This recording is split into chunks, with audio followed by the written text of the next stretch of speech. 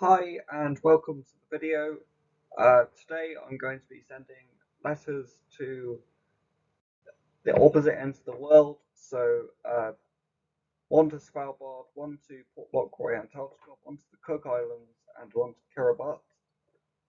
But they'll have Bluetooth trackers, so basically AirTags inside. Uh, so enjoy the video. Hopefully you can bear my voice. I know this is the first video with my voice in it, so have fun. So by the next morning, they had all made it to the distribution center in Slough, as usual. Um, this also, they also went through my local mail center, but I don't normally show that because it's a bit boring.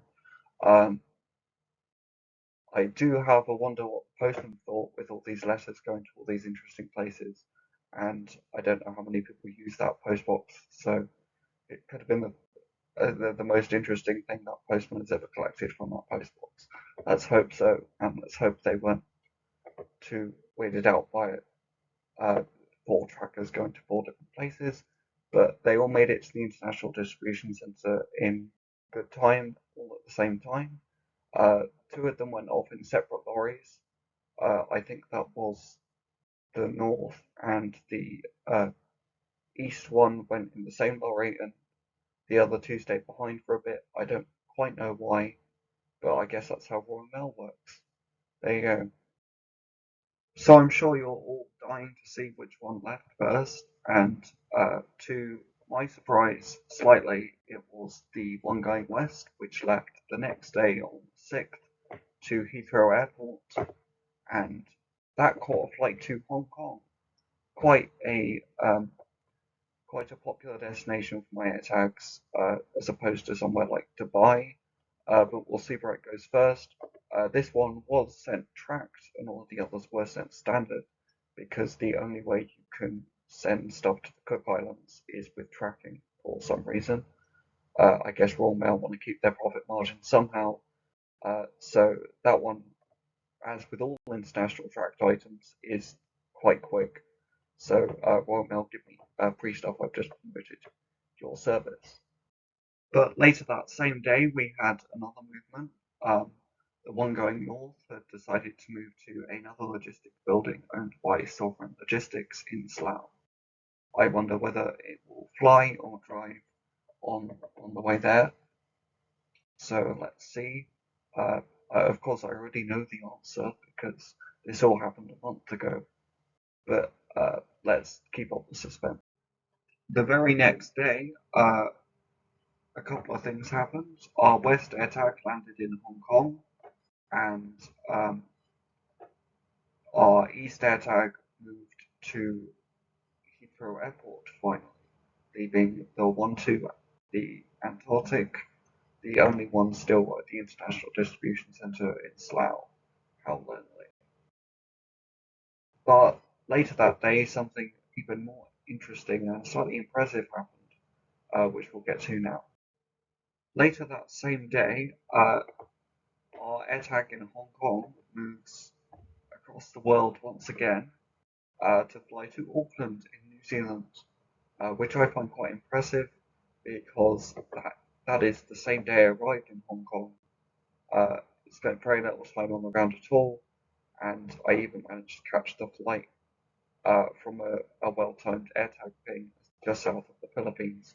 It's very impressive that this can even happen, and not, you know, with tracking, you just have your item has left the UK, and uh, I can see exactly where it is, which is why I love this tracking AirTags across the world.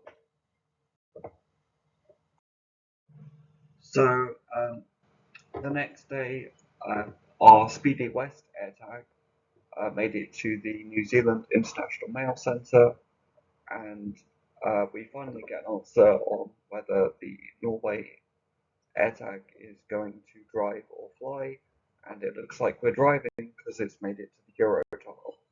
So let's see what happens next.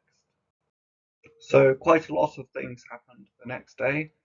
Our one to Norway arrived in Germany at another sovereign network logistics building, and the one east went to Canada on a plane to San Francisco.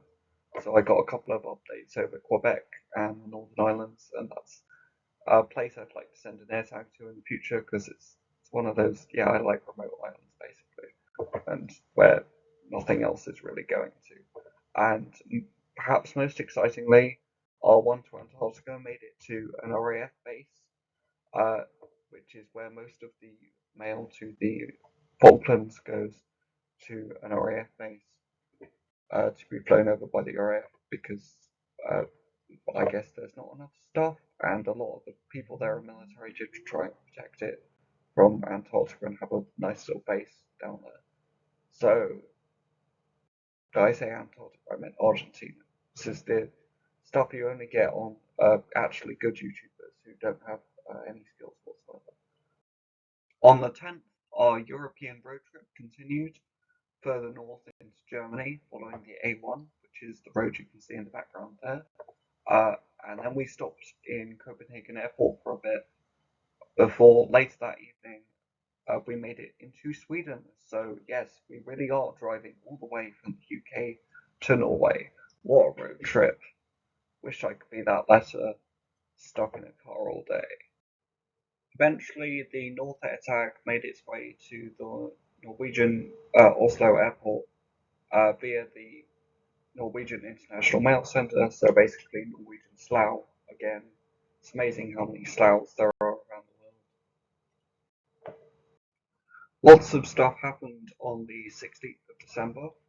So the Falkland Antarctica AirTag moves across to RAF Bryce Norton, where it will eventually fly to the Falklands a few days later.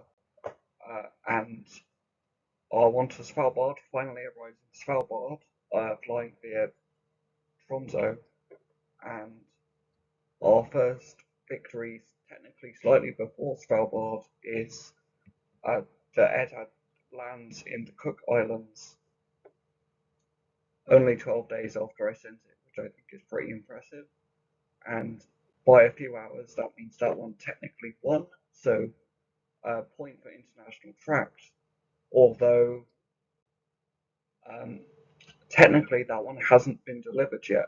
According to the tracking, it's still in processing at the Cook Islands, despite the fact that it's addressed to the post office. So who knows if that one will ever technically be delivered.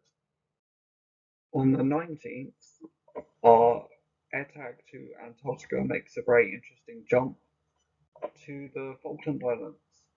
So it first flies into Mount Pleasant via Ascension Island. I did get a few updates from there, but apparently I forgot to screenshot it for some reason. So sorry about that. But eventually the next day it gets transferred to the post office, where hopefully they will recognise our address. It does end up sitting there for quite a while, so we'll see what happens. Finally, on the 22nd of December, it's time for our Kiribati letter to leave the United States. So we get, rather ironically, an Air New Zealand flight to New Zealand, despite what it says there, American Airlines cargo. Apparently, I don't know, they share cargo buildings or something. And we end up in the same international mail centre the Cook Islands one was at just a few days ago. So they could have been in the same mailbag, and it would have been a lot faster. And ironically, they're also like, as we know, this one is going to have to end up in Fiji. There are flights directly from the United States and through Honolulu, but we just had to go to New Zealand via a 2-week stopover in San Francisco for some reason. We're going to check back in with the North letter now, because it turns out we're in the North Sea on a plane on the 30th of December. So what I haven't been telling you is that as all of this other stuff with the other AirTags has been happening, this one made it down by the same route pretty quickly after making it to Svalbard. I even managed to catch the flight, which is interesting that it flew back, but it drove there. And a few days later on, I think the 5th or the 6th of January, I get post. It turns out it's been sent back, returned to sender, but the staff at the post office did leave me a note. So thank you very much for giving my letter, for humouring my letter and sending back my tracker. That one will be off to another Nordic adventure right now. So hopefully I'll get that one back again. Who knows where it will go in the future. Happy New Year, because on New Year's Day, our Kiribati letter flies to Fiji, which is where we need to go because it's one of the only places where you can fly onwards to Kiribati. But it's a nice new country with the AirTag tools, and it looks very stunning, according to this picture here I found of Google Images. Uh, but I'm sure it's just inside a cargo pallet at this point. But I do wonder how that works for places like Kiribati and how much cargo they get and what that actually looks like in practice. That's something the AirTags haven't really been able to answer. So if you're in that sort of industry, get in touch. Later that same day, on New Year's Day, we land in Kiribati, which I find quite impressive. Same day forwarding from Bert, and eventually our parcel moves to post office in Betio over there in the west, but where it's stayed ever since. I was hoping to have two AirTags on opposite ends of the international date line for New Year's Eve, but that didn't seem to be happening. But it's kind of funny that it only didn't happen by one single day, and actually still kind of impressive that it took less than a month to get to Kiribati, which isn't what you'd expect at all from a standard parcel, which is basically the same as what would happen if you put a postcard in postbox. Finally, we skip forward to the 16th, where amazingly our Antarctica AirTag starts to move. So I first saw it was in the sea outside Stanley and thought, ooh, they've actually got the address right. You can actually send larger than postcard things to Port Lockroy apparently. And over the next few days, I see it move first into the Atlantic, and then it stops over in Argentina for a couple of days. That's quite interesting. And then I finally get my first update from Antarctica. Woo! All of the continents are covered now.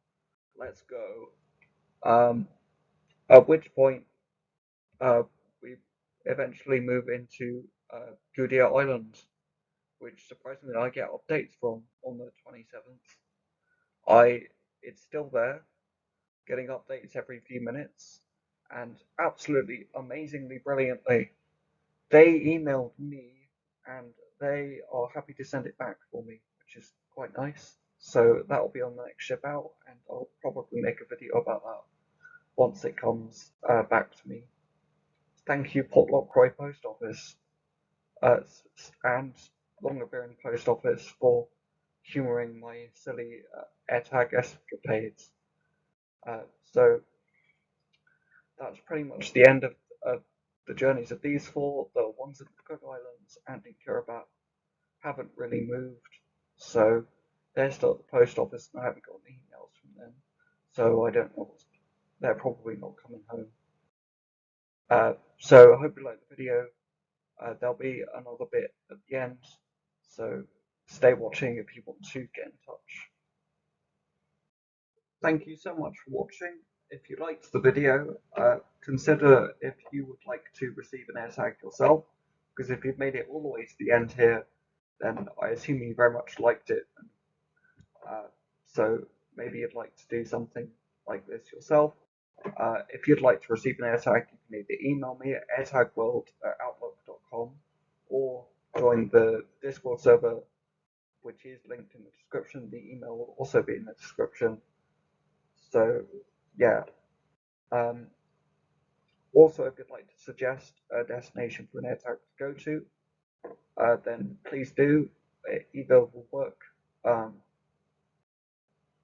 So, thank you for watching. This did take me all day to make, even though it doesn't look very professional. And I appreciate you watching all the way to the end. Thanks for watching. Hopefully more content in the future. Have a great day, everyone.